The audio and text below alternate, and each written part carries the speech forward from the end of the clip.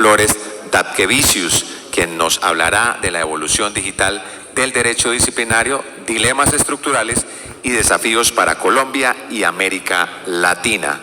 Es doctor en Derecho y Ciencias Sociales por la Universidad de la República de Uruguay, con formación de PhD y postdoctor en la misma área, profesor de Derecho Público en la UDELAR y de la Universidad de Buenos Aires. Ha sido asesor de la Presidencia y del Poder Legislativo de Uruguay. Es especialista en Derecho Administrativo, Constitucional, Legal Tech y Neuroderechos. Es fundador de la Asociación Mundial de Justicia Constitucional y miembro de diversas instituciones jurídicas regionales. Además, es autor de más de 60 libros y trabajos académicos.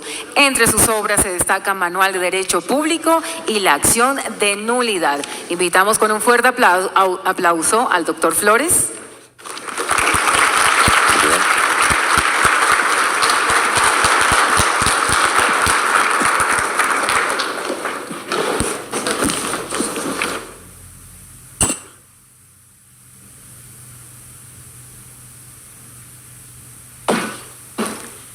Solicitamos que al personal de logística nos ayuden con un micrófono porque el doctor Flores va a dar como intervención a algunas personas que lo quieran hacer.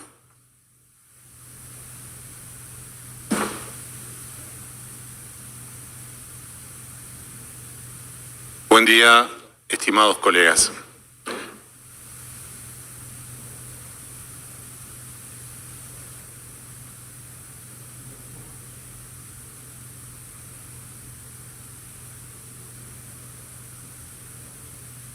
Bueno, estamos viendo al revés. Dando las gracias.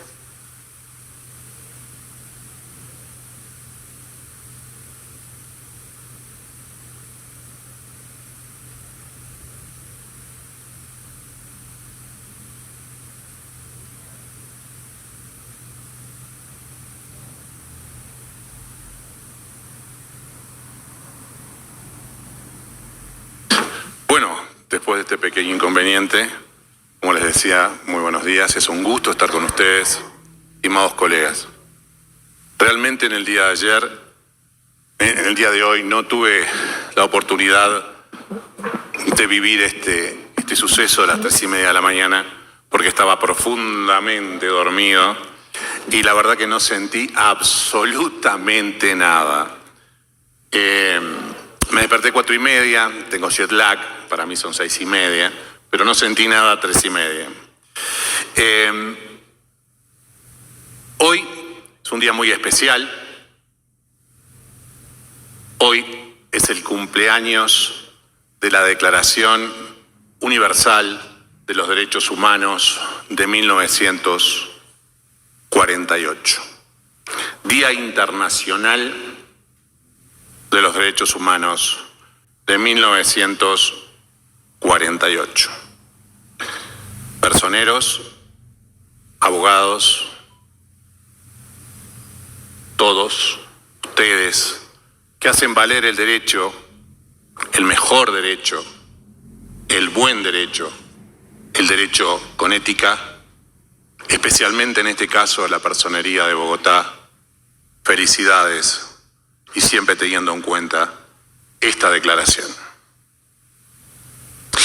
Debemos tomar conciencia de estos temas.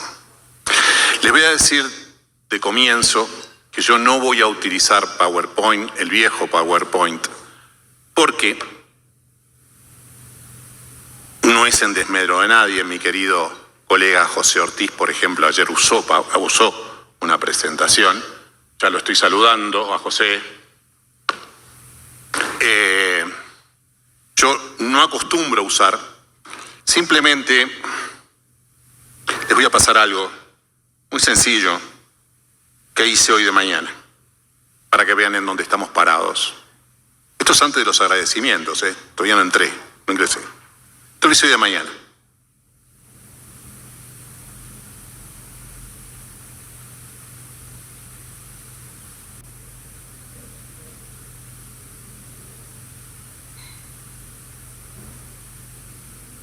A ver si sale. Hace 2 horas. Bueno, no no me sale. La cosa es que utilizando simplemente Notebook LM, hice toda una, mientras me estaba higienizando, hizo toda Notebook LM, hizo toda una exposición respecto del tema de hoy, para que vean lo sencillo y eso es. No solo en la teoría, sino en la práctica. Vamos a ver cómo estas herramientas están cambiando. Bueno, desde la gestión de un pequeño despacho. Bienvenida a este análisis a fondo. Hoy nos vamos a sumergir en una revolución que, bueno, casi en silencio está sacudiendo los cimientos de una de las profesiones más antiguas del mundo, la del derecho. Una auténtica revolución, sí. Y la verdad es que para explorarla tenemos una selección de materiales muy interesante. Sí. Sí, desde guías profesionales que mapean todo el sector, como la guía LegalTech, hasta análisis académicos sobre los dilemas éticos de la IA, y también documentos muy específicos sobre derecho disciplinario en países como Colombia o Uruguay. O sea que el objetivo de este análisis es entender qué significa realmente esta digitalización para la justicia. Eso es. No solo en la teoría. Ustedes fíjense, queridos colegas, que mientras yo me duchaba hoy, simplemente tomé Notebook LM, ¿sí? Que es una muy buena inteligencia artificial generativa, ya una LM, ¿sí? O sea, un gran procesador de textos. Y mientras me duchaba, me hizo este resumen por audio porque se los quería pasar por el audio. Lo pueden hacer, es muy fácil, lo buscan en Play Store y después lo comienzan a usar. Esa LM además les permite exportar los PDF, le permite hacer resúmenes, en fin, etc. Esa es la época que estamos viviendo. Estamos viviendo un cambio de época, no una época de cambio. Estamos en la época del algoritmo. Hace muchos años atrás, el ser humano comenzó, entre otras cosas, buscando oro, luego petróleo, uranio, y hace muchos años ya que lo que es un valor muy preciado son los datos. Por eso, la formación del Big Data, las grandes plataformas de datos que alimentan estas LM a la inteligencia artificial generativa, etcétera, son fundamentales. No existe ninguna app ni ninguna plataforma que sea gratis. Dicen, es gratis, fantástico, es gratis. No, no es gratis. Recopilan datos. Más allá de la publicidad. Por eso es muy importante usar VPNs, los antiguos proxies, usar Tor, que es un navegador que te quita la intimidad, no me sale, anonimizado, ¿sí? Etcétera. Así que estamos en un cambio de época. Y de eso vamos a hablar hoy.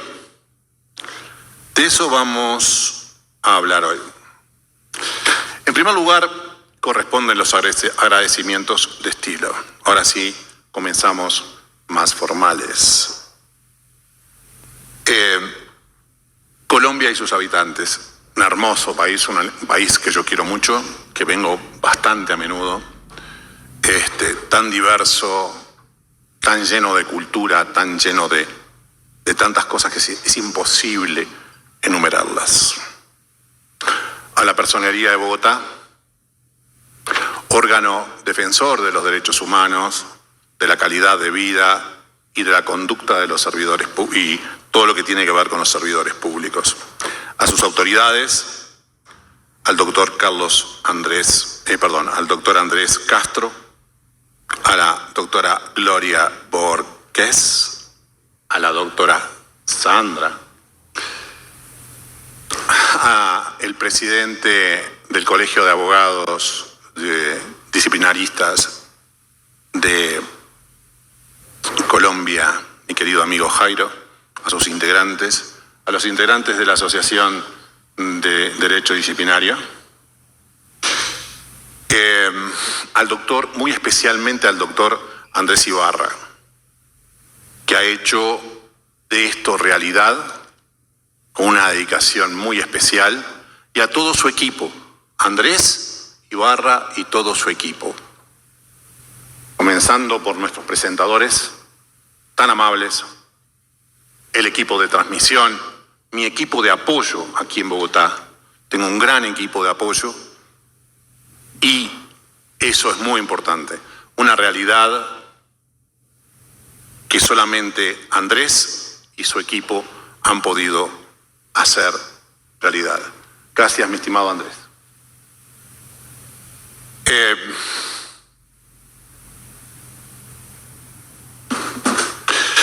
Vamos a hacer una pequeña presentación. Yo soy un amitativista de origen, Mi tesis fue el procedimiento disciplinario. Yo soy doctor en Derecho y postdoctor, y soy doctor en Filosofía, además. El devenir de la inteligencia artificial, del cambio disruptivo tecnológico y el empleo público que ocupé, y la necesidad, la sugerencia de los líderes, de determinados líderes en mi país y en Argentina, me hicieron ingresar en el tema del estudio del derecho digital. Yo estaba muy cómodo como profesor de Derecho Administrativo, pero hoy día el derecho digital y el Legal Tech ha atravesado todas las ramas del derecho, desde el derecho disciplinario, por supuesto, derecho administrativo, penal, comercial, todos, el internacional, los criptoactivos que pagamos hoy acá y van a Hong Kong. ¿Cómo se regula? La justicia telemática, ¿sí? La existencia de jueces robot en China, en Estonia. ¿Cómo valoran la prueba los jueces robot? Vamos a hablar algo de eso. ¿Pueden valorar la prueba? Más o menos dentro de unos 20 minutos voy a pasar el micrófono si alguno de ustedes quiere hacer alguna pregunta. Y bien a nuestra exposición, ¿sí? Bien, entonces, como les decía, de esa manera comencé a estudiar profundamente el derecho digital y el Legal Tech. Agradeciendo a mi editor, el señor Cajicá, de Nueva Jurídica. Allí hay varios libros míos para la venta, entre ellos, por ejemplo, el procedimiento disciplinario y otros, donde plasmé esas ideas que están en continuo cambio. Nosotros debemos aprender, desaprender y volver a aprender. Si no, nos transformamos en dinosaurios del presente. Yo comencé a escribir en WordPerfect y DOS. Para muchos es un pretérito pluscuamperfecto. La cosa es que por allá en el 95 se popularizó Windows y apareció Word. Yo no quería cambiar WordPerfect, estaba muy cómodo, F1, F12. Menos mal que alguien me enseñó a escribir en Word. Si no, ya hubiese desaparecido. Hubiese sido un tiranosaurio Rex. Así que, señores, colegas, ingresemos al derecho digital. Idea fuerza.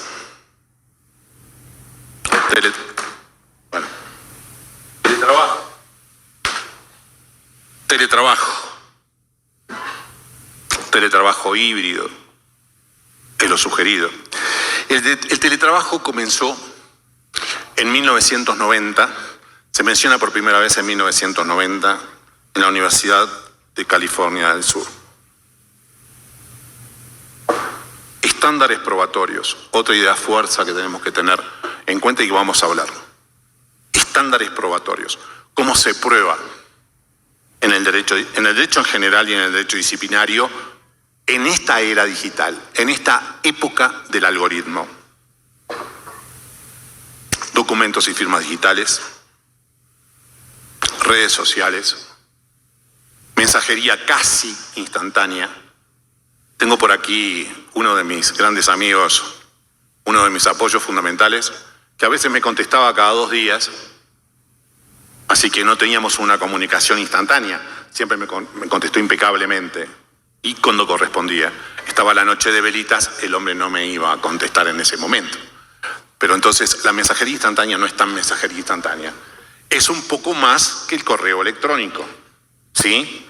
Porque evidentemente podés chatear, pero nada más que eso. Geolocalización. Me interesa mucho el tema de la geolocalización. Nosotros estamos continuamente geolocalizados.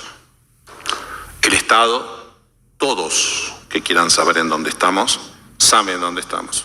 Acá estoy viendo a algunos colegas con sus celulares, generalmente prendidos, cosa que me parece perfecto.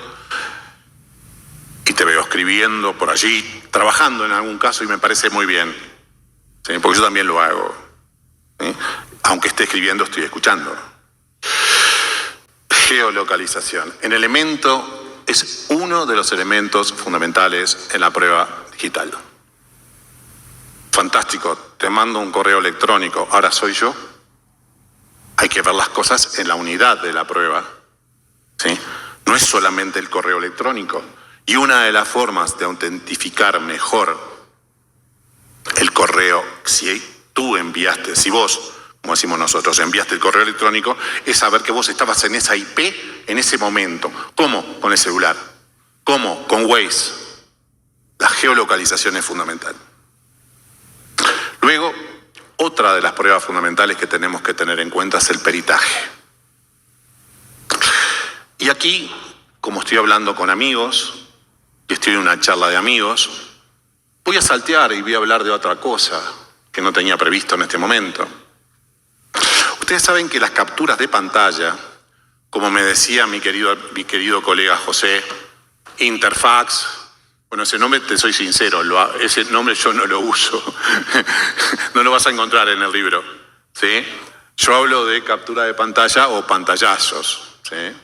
Término muy de por aquí, nosotros no hablamos tanto de pantallazos. El pantallazo no es una prueba, salvo que vos presentes ese pantallazo y la contraparte no la controvierta, ¿cierto? Si no la controvierte, te la toman como una prueba documental. Si la controvierten, ¿cómo probás que ese pantallazo es verdadero? ¿Cómo comprobás que surgió de tal lugar? Etcétera. Bueno, allí ingresa el peritaje. Ayer mi colega hablaba muy especialmente de los códigos hash. Ustedes saben que los códigos hash son códigos alfanuméricos.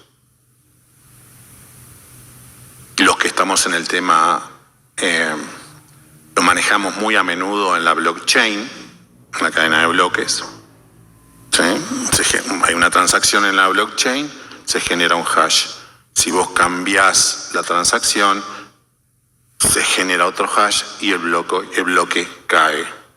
El hash es fundamental, pero a la vez, ¿el hash es una prueba total?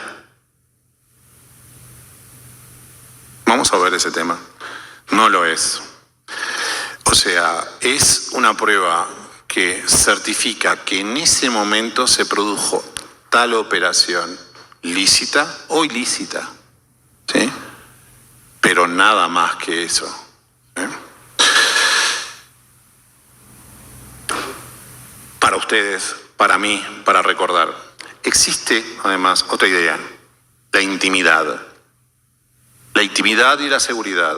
Ayer la vicepresidenta de la Asociación de Abogados de Derecho Disciplinario me preguntaba, en su calidad de sumariante, de jefa del departamento de instructores, de sumariantes, de procedimientos disciplinarios, me preguntaba si podía pedir el llamado la lista de llamadas entrantes y salientes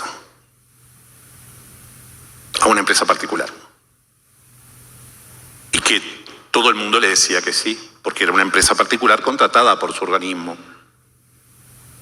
¿Es posible eso? No. Es una prueba ilegítima. Es una prueba ilegítima para arriba. ¿Sí? Ilícita, mejor. Se diferencia la prueba ilícita de la ilegítima, de la irregular. No me voy a detener en ese tema, ¿sí? Pero hay diferencias entre eso. Es derechamente lo más irregular que existe. ¿Por qué? Porque está el derecho de intimidad. En nuestras computadoras, por defecto, viene una función en Windows que se llama Windows Recall. Aproximadamente cada 5 segundos, Windows, por defecto, está tomando capturas de pantalla de lo que tenés en esa pantalla.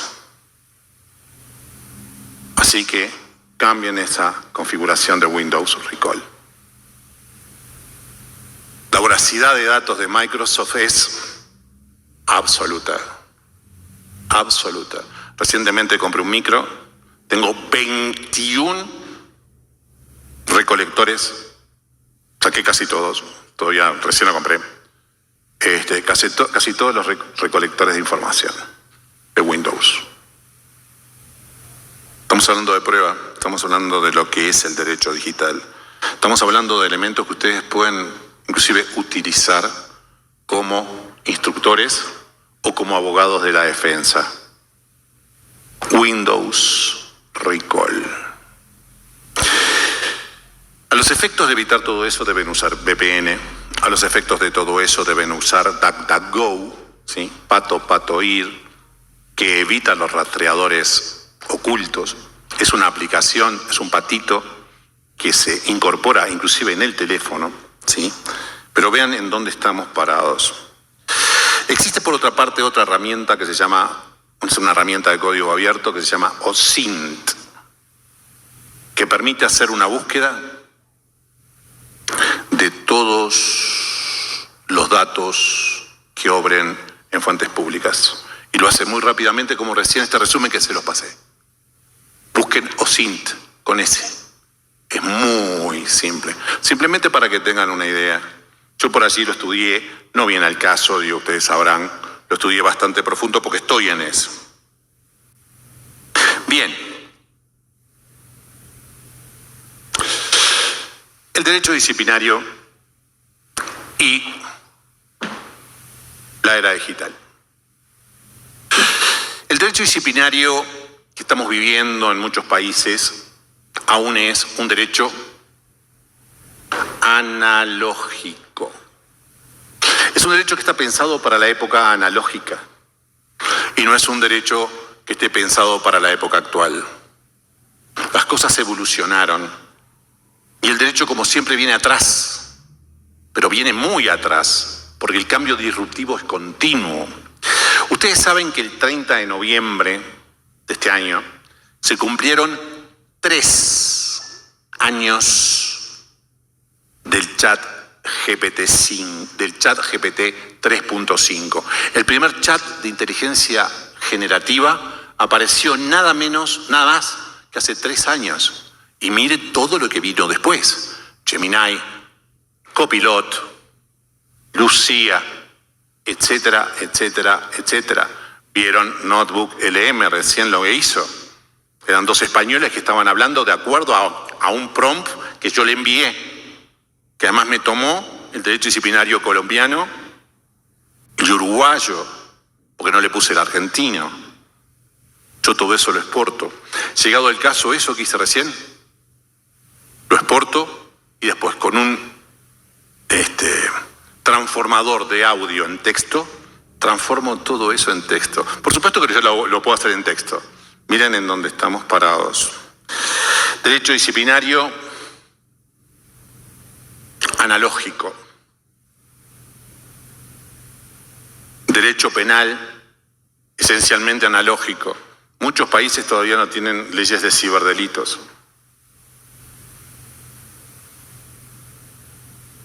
Y en eso estamos en este momento. Por eso, de acuerdo a cada lugar que ocupemos, debemos intentar que esto cambie y que se actualice rápidamente. Todo este derecho digital, estos LM, estos programas como Sócrates o Víctor, que son programas que utiliza el Supremo Tribunal Federal brasileño, que pueden ser secretarios. Si vos ingresás una demanda de familia en un juicio penal, ese programa secretario te lo rechaza. Pero a su vez, podés tener programas que sean dictaminantes, o sea, que te aconsejen qué vas a hacer. Y esto se lo estoy diciendo a los señores instructores y a la defensa, a los abogados defensores. Los instructores van a desaparecer, los asesores van a desaparecer, los abogados van a desaparecer.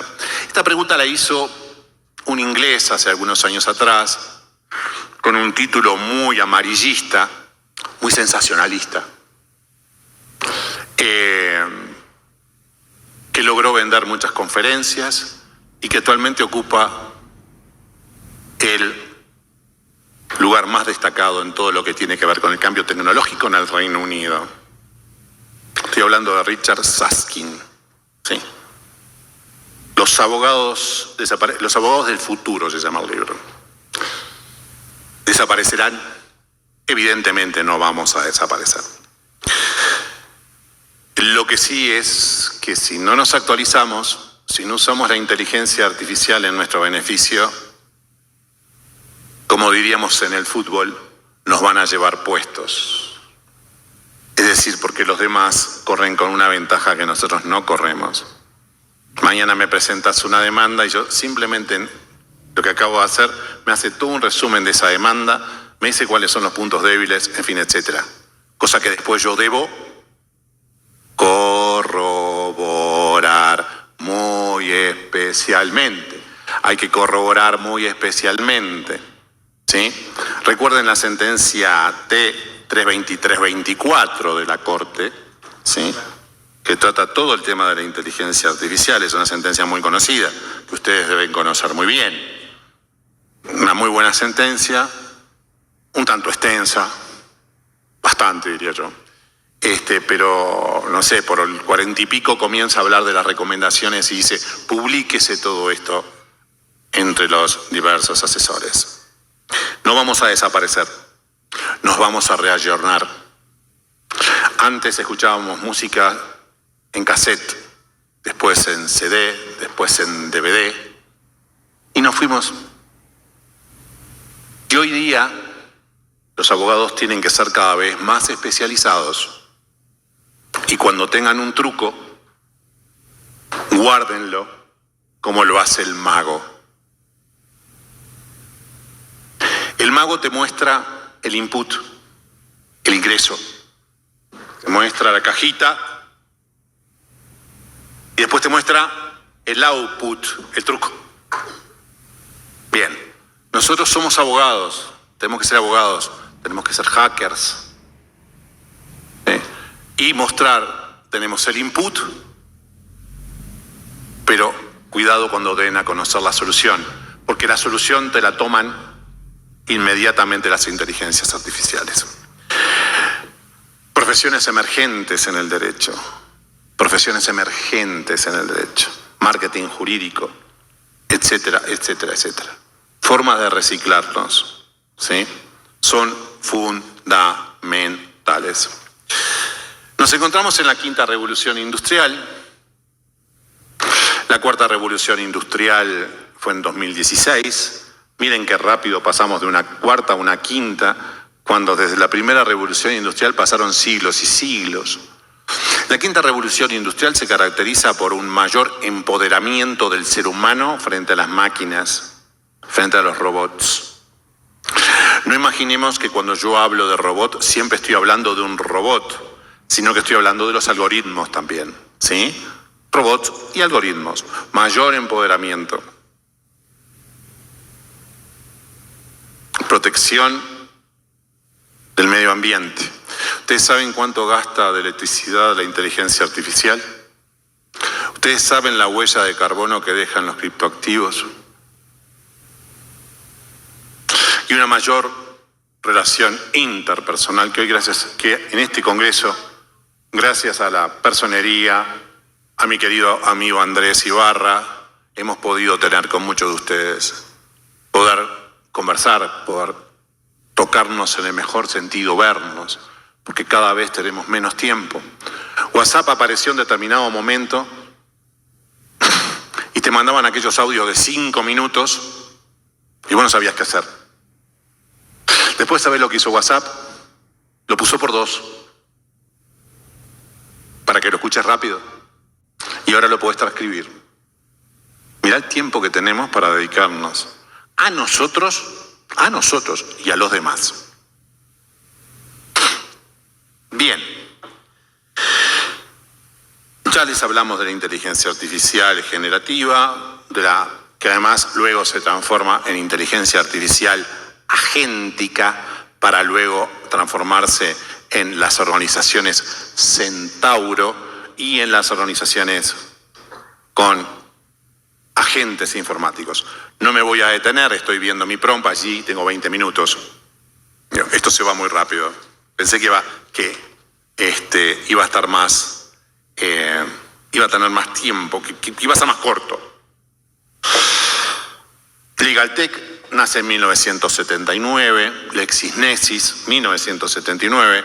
Los más veteranos se acordarán cuando hacíamos los eDiscovery mediante el módem y buscábamos mediante el módem, ¿sí?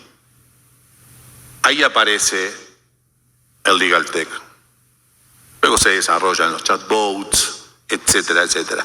Charter Robot Chatbots, que para cualquier estudio profesional es fundamental tener, ¿sí? Que además te prepara al cliente si lo tenés bien hecho. No me voy a detener, no estoy en una charla de Legaltech, tengo tantas cosas para decirles, en fin, etcétera. Lo que sí me interesa es detenerme un poquitito en prueba digital como elementos de ideas fuerza. Testamento digital. Recientemente, en Argentina, en la provincia de Chubut, un ser humano, dejó como testadores de su personalidad digital a sus 2 hijos, para que actúen, para que sigan actuando por él. Miren dónde estamos parados. Con mi querido amigo, que yo lo veo por allí, en Arizona, se llegó a tomar un testimonio de una persona fallecida.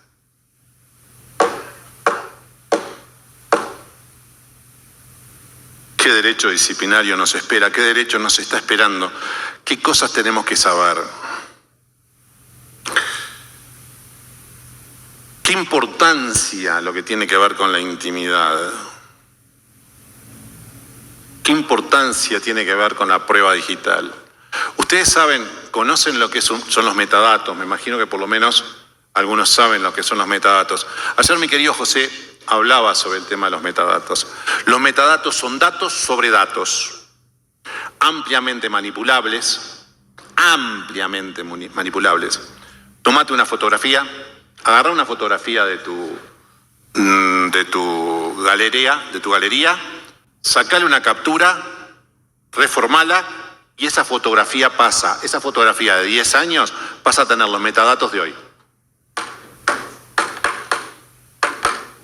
Por eso la prueba digital es, como decía José ayer, es absolutamente manipulable, volátil,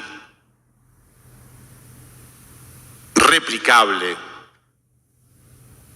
eliminable, aunque evidentemente, señores, como decía también mi querido amigo, tengan cuidado con lo que tienen en el celular o en donde sea, porque para borrar los datos, la única forma que pueden borrar los datos es sobreescribiendo, porque si no se los recogen. Yo cada tanto, no es porque tenga nada extraño, yo cada tanto bajo determinados archivos grandes y me los replico en la computadora para que me sobrescriba. Y me lleno la computadora. Lo mismo hago con el celular, me lo sobrescribo continuamente. Y estoy continuamente eliminando las cookies, por supuesto. Metadatos. Vamos rápido. El derecho disciplinario nació en Génesis 2. Sí, nació en Génesis 2. Y nació con un corte patriarcal propio de la época. Dios le dice a Adán: ¿comiste del árbol de la verdad y de la vida? Le está dando vista. Le está dando vista. Y Eva le contesta, y Adán le contesta: la mujer que me diste me dijo que comiera y comí. Comentario totalmente de la época. La culpable fue la mujer. Allí nace nuestro derecho querido disciplinario, por lo menos para mí, con su elemento más importante, que es uno de los elementos más importantes, que es el derecho de la defensa. Yo pensaba abrir a preguntas, no vamos a tener tiempo. Me voy a detener en la prueba digital y me voy a detener en la prueba digital disciplinaria. Elementos fundamentales: recolección, presentación, cadena de custodia y valoración.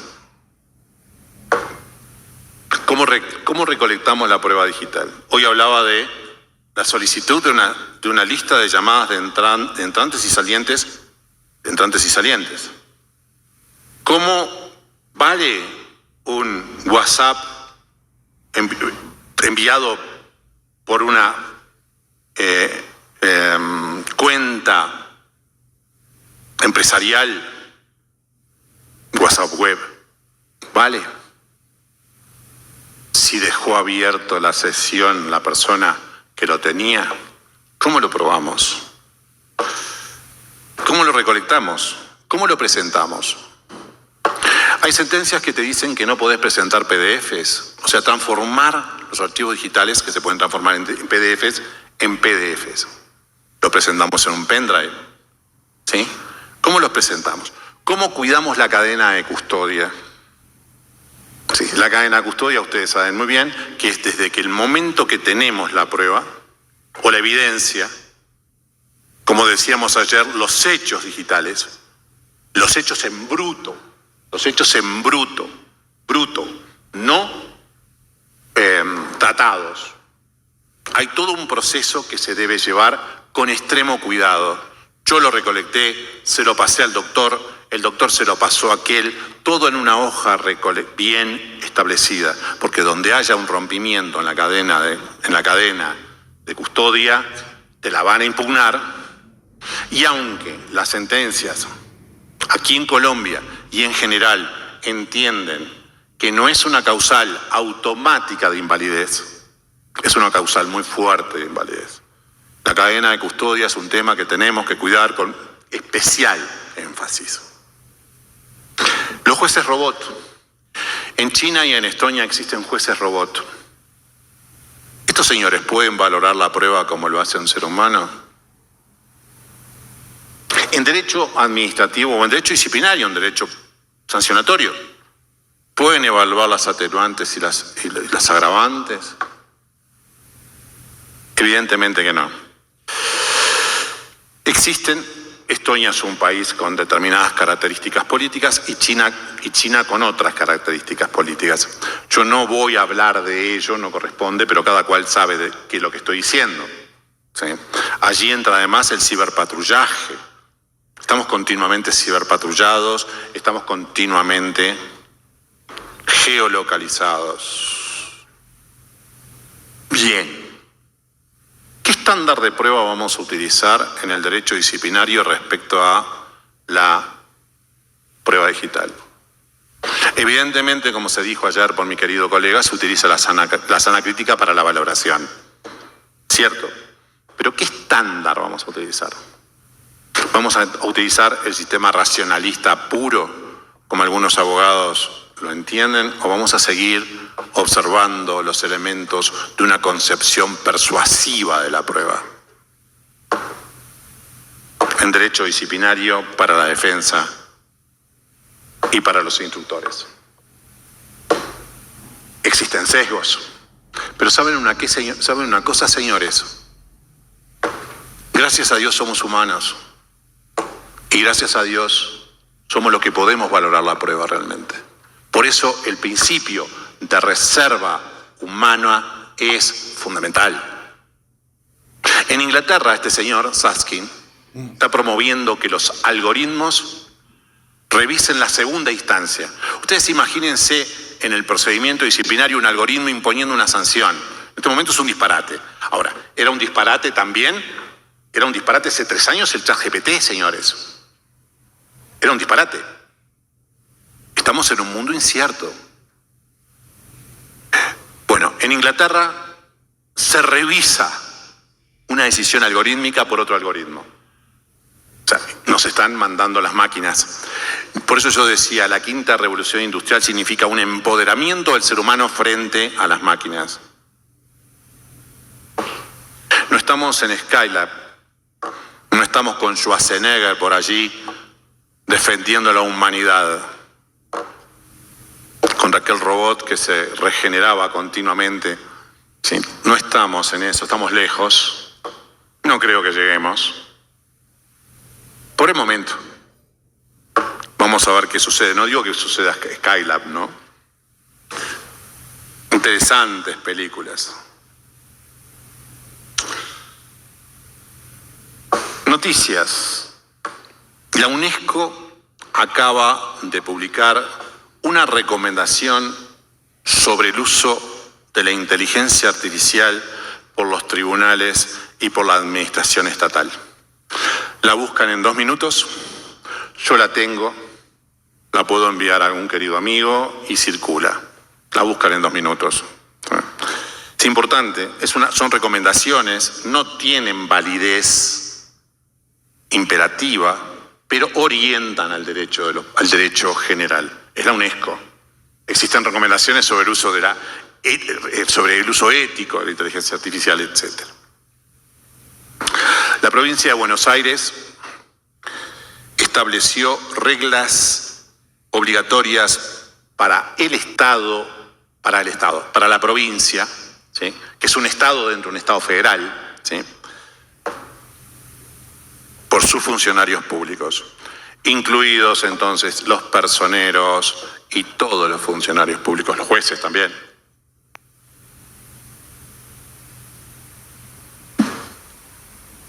Libre albedrío y neurociencias. Miren qué tema. Miren si tengo para hablar. Ustedes saben que el cerebro resuelve por lo menos 5 minutos antes que el yo consciente. Está comprobado. Los neurocientíficos, hay un libro mío ahí sobre neurociencias. Los neurocientíficos ya comprobaron que el cerebro resuelve 5 segundos antes que yo tenga conciencia. Los penalistas están discutiendo a muerte este tema. El derecho penal está al lado de nuestro derecho, el derecho disciplinario. Para ser imputable tenés que tener conciencia. Y parecería que el ser humano no tiene conciencia, sino que es el cerebro el que te manda sin que tú tengas la posibilidad desde el yo de decidir. Esto se está discutiendo en forma muy fuerte entre los penalistas. Están las teorías deterministas e indeterministas.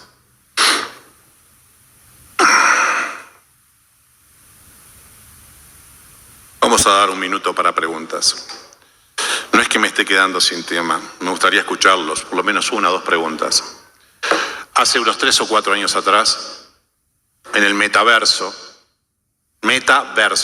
más allá del universo, los juegos con las gafas, hubo una denuncia por acoso sexual.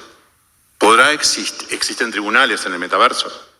¿Podrá existir una denuncia por acoso sexual de funcionarios públicos mediante avatares?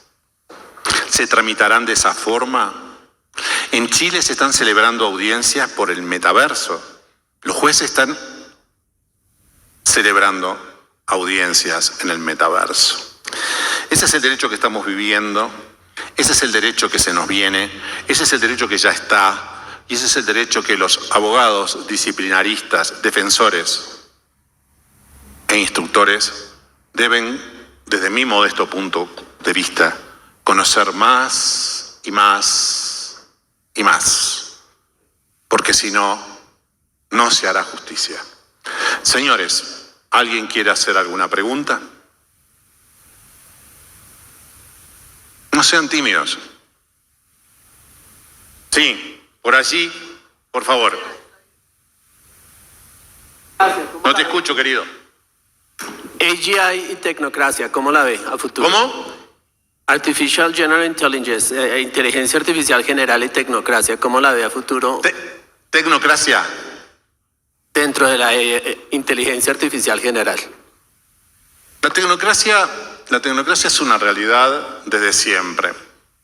No sé aquí, en Colombia, pero en todos los países de América Latina, especialmente donde yo conozco más, que es en Argentina y en el sur, existe un gobierno cada vez más tecnocrático. Los políticos están para gobernar, cierto. Les voy a hablar de algo claro. El gobierno abierto. Se habla continuamente del gobierno abierto. Entonces se dice, creamos plataformas para la gente para que se pueda expresar. ¿Quién decide? Decide el político. Por tal motivo, la tecnocracia va a seguir existiendo como asesora. Los que gobiernan son los políticos. Y la inteligencia artificial permite y ha permitido un gran desarrollo en ese sentido. Y unos grandes errores, como han sido, por ejemplo, sentencias de jueces que citan alucinaciones, errores de la inteligencia artificial. Y a tal punto que tengo una sentencia que, si quieren, la paso, una sentencia argentina, que el juez firma el documento, por eso la tecnocracia en la IA, firma el documento sin leerlo. Mandó que le resumiera el documento y el ChatGPT, o el que usó, dijo, te resumí el documento de la forma que me pediste. Y quedó en el escrito. Y el sujeto lo firmó. Te resumí el escrito como me lo pediste. Y el sujeto lo firmó. Un juez es para un sumario de este tamaño y es por una expulsión con el mejor puntapié del mejor centrocampista que tenga Colombia en este momento. El más guerrero, el más hachero, disparate. Miren en dónde estamos. Controlen las fuentes, utilicen Perplexity, es una muy buena herramienta que te trae las fuentes, Perplexity, o si no, Notebook LM. No sé si le contesté, mi querido colega. ¿Alguna otra pregunta? Todavía tenemos tiempo, no sean tímidos. Mirá, por allí, allá hay 2 personas, 3, 4. Venga señora, venga doctora. Bien. Muy buenos días para todos. En el marco de la transparencia algorítmica, la Corte Constitucional en su sentencia T067 del 2025 estableció la necesidad de incorporar o de conocer el código fuente de los sistemas de información que manejan las entidades estatales.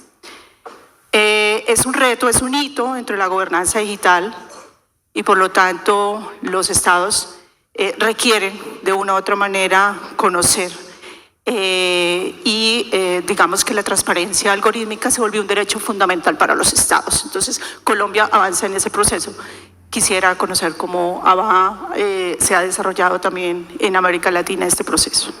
La querida doctora habló de un tema muy importante que es la transparencia algorítmica, y es la transparencia algorítmica que tenemos que aplicar todos los servidores públicos. nos habló de una sentencia relevante de la Corte, ¿sí?, que ordenó llegar al código fuente. Ustedes, si no saben lo que es, yo no sé el nivel, lo digo en el mejor sentido, digo, ¿sí? Hay alguno que sabe más una cosa, otro que sabe más otra. Yo, comercial, no me pregunten mucho, sé criptoactivos, pero digo, no me pregunten quiebra, digo, ¿sí? No me pregunten cheques, porque no es lo mío, ¿sí? Entonces, ella estuvo muy bien. El código fuente es el código madre, es donde vos podés reformar el programa, es donde vos, sí, ya le doy la palabra. Un minuto, doctora. Es donde vos podés ver cómo funciona. Los algoritmos, mi querida doctora, tenemos dos tipos de algoritmos. Los algoritmos caja blanca y los algoritmos caja negra. Y estoy en transparencia. Me imagino que usted lo conoce, mi querida doctora.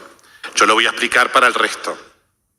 El algoritmo caja blanca es el algoritmo que te permite ver el input, la entrada, y te permite ver el proceso mediante el cual se llega al output.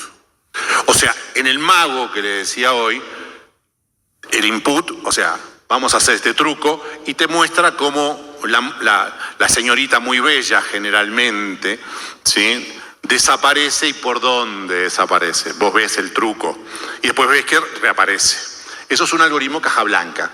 Hablando en otra forma más también muy clara, accionas el limpia parabrisas y ves el mecanismo que mueve hasta que limpia. El algoritmo caja negra no te muestra el centro, no te muestra cómo llega, te muestra el input y el output. Por tal motivo, esta sentencia mencionada por mi querida colega es relevante. Tiene la palabra. Bien, gracias, Doc. Precisamente como un poco por el contexto en el cual se formuló la sentencia, es que precisamente el Corona Apps, que en su momento surgió precisamente en el marco del COVID-19, todos y cada uno de los ciudadanos dimos datos en ese Corona Apps y nos lo recordamos, doctora, todos, ¿sí? Para mí. Y de una u otra manera, el dar la información que contiene datos privados de todos los ciudadanos, se quiso establecer ese código fuente, cómo era que se manejaba, cómo estaba esa información encriptada en un código fuente. Y se solicitó que se pudiese auditar. Y en su momento se dijo, no se podrá auditar, por temas también de privación de la privacy o de la privacidad. Me están echando, gracias. Bueno, salió solo. Perfecto. No, Entonces, tranquila, porque yo sé que nos van a dar un ratito más. Dennos un ratito más. No, siga, doctora, por favor.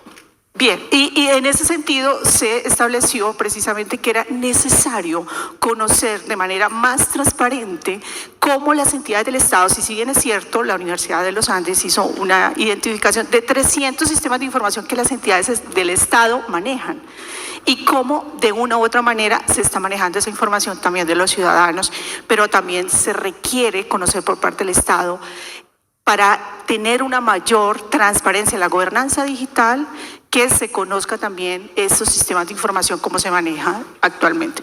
Llámese, por ejemplo, el tema electoral, llámese todos y cada uno de los temas que maneja el Estado, y también guardando límites para efectos también de esa información. Muchas gracias. Es así como dice la querida doctora. Es muy importante que aboguemos por la reserva humana, como les decía hoy, y por la transparencia algorítmica. Muchos países han establecido, la Unión Europea ha establecido la transparencia algorítmica, es decir, permitir ver el proceso por el cual se llega a la resolución, input, proceso, output. Una excelente exposición y pregunta, mi querida doctora, que nos orientó en un tema, como les decía, les podía hablar de tantas cosas. Una pregunta más. ¿Alguien quiere? Sí, mi querido. Con voz clara, despacio, porque a veces vuestro acento me confunde un poco, y muy colombiana. Muy buenos días, ¿me escucha bien? Te escucho perfecto. Muchas gracias. En primer lugar, gracias por mencionar a Terminator. ¿A quién?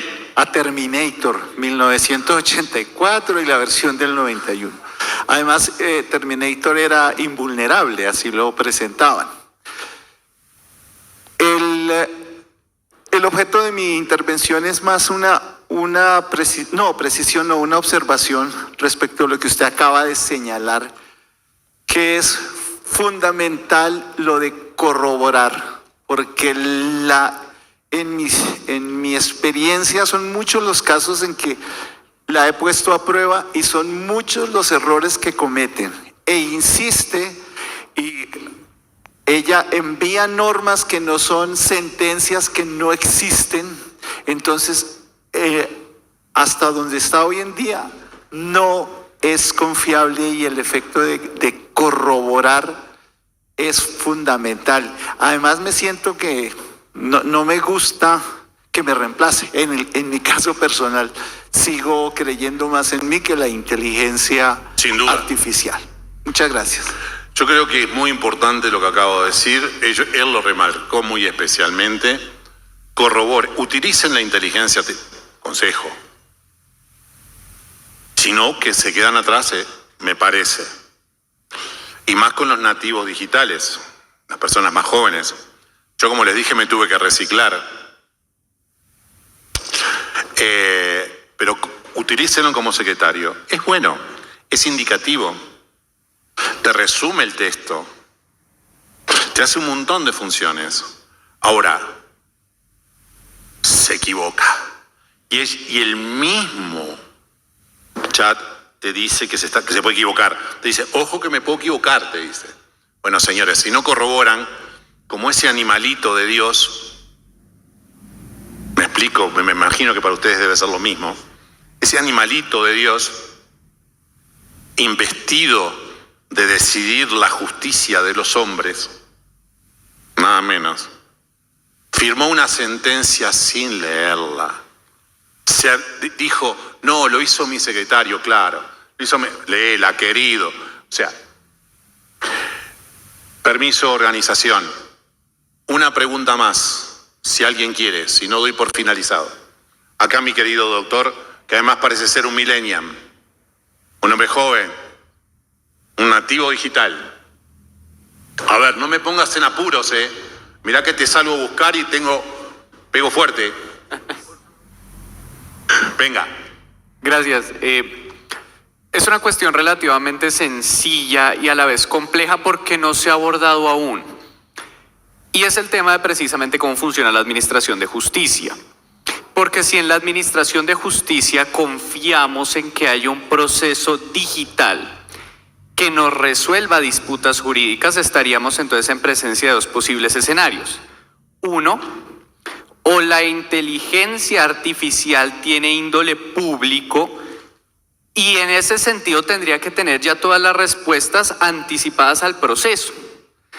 ¿Por qué? Porque entonces la otra perspectiva es una inteligencia artificial de índole privado, por ponerle un nombre, que requiere el entrenamiento de alguien que sí esté capacitado en la materia para poder orientarla. Entonces ahí tendríamos un problema de transparencia porque los estados estarían quizá delegándole una relación algorítmica a un privado en donde no sabemos, a propósito de los algoritmos cada blanca y cada negra, cómo realmente sea ese razonamiento. Y estaríamos poniendo el riesgo que haya sesgos dentro de la administración de justicia misma que no puedan ser corregidos porque no hay de por medio interacción humana. Entonces ese es un riesgo que quizá me gustaría saber cómo lo abordaría. Bien, con esta pregunta finalizamos para no robarle tiempo y para que ustedes descansen también.